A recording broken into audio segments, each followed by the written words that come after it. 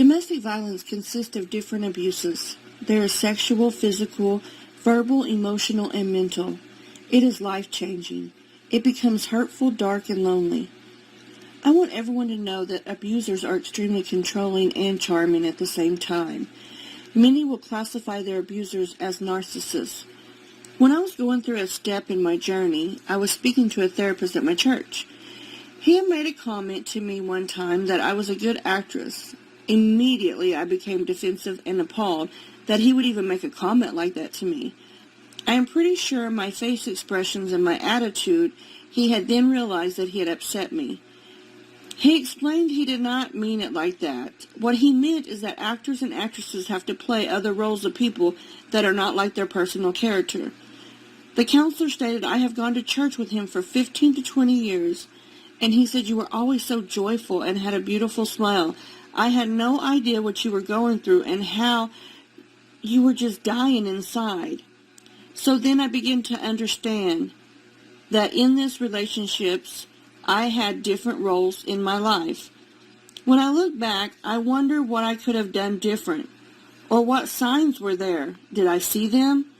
Well, at that time, I had missed every one of them. Signs that we need to look for, number one, is which I personally refer to it as an on and off switch. The abuser will abuse you to tear you down. Then they'll come back with gifts, flowers, and compassion and expresses how much he loves you. He will have excuses as, I was having a rough day, while begging you at the same time for your forgiveness. He will promise you that it will never happen again. We believe it at that time, but it does, and it will happen again. Most victims of domestic violence feel that they can change their abuser. That will never happen unless the abuser wants to change 100% and go through extensive therapy for him or herself. Isolation, yes. This is where the abuser will gradually take you away from everything and everyone. Your friends and family become your enemies. He will tell you, I love you, and they do not want to see us happy. I have experienced this, and I have even had abusers tell me they will hurt or even kill my friends and families if they do not stay out of our relationship. They also can make you feel like you are the problem by saying things that you should have never talked to them about the situation. Controlling and shaming is their specialty. You will lose all of your control of making decisions and of yourself.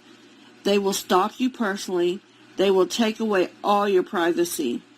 The shaming kills your self-esteem by telling you that no one would want you.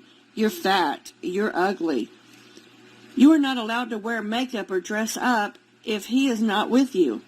If you do get the opportunity to step out in public with him, you must have your face full of makeup, your hair fixed, with very nice wardrobe. In my experience, I was not allowed to talk to the opposite sex or look unless he was present with his permission.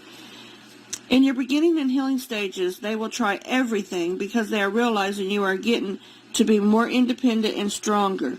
The abuser will do anything and everything to break you. My mistake was that I was still in a very weak stage when my friend at that time introduced me to her husband's friend. I found out later she had told her husband many things that was confidential. So here he came, the charming knight in shining armor at my weakest time.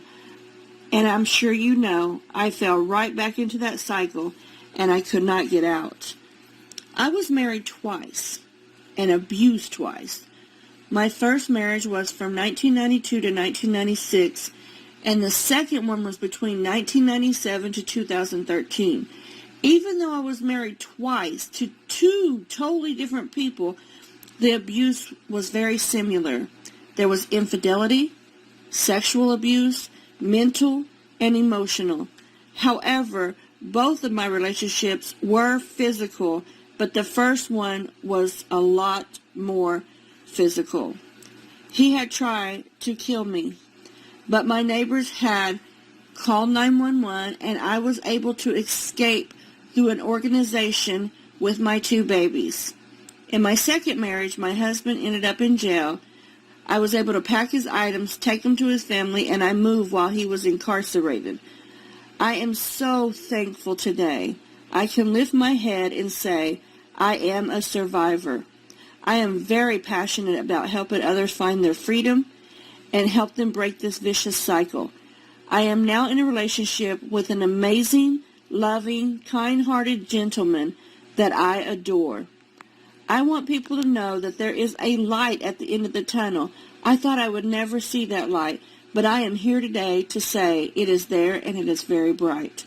I give thanks to my Lord, to my faith, and my strength. During my journey, I have come across some wonderful organizations, counselors, families, and friends that have helped me in many ways. I also enjoy being able to help or volunteer to help other people that are walking in my old shoes.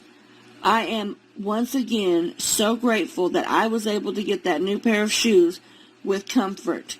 Thank you for allowing me to share pieces of my feelings, my thoughts, and my story today. It has been an honor to be given this opportunity. I am free. I am blessed. Thank you, Kimber Conrad. And here are ways you can help by helping out at APOC, as you see here on the screen, the Abused Persons Outreach Center. And don't forget about our donation drive going on this week. Thanks so much for helping, VCSU.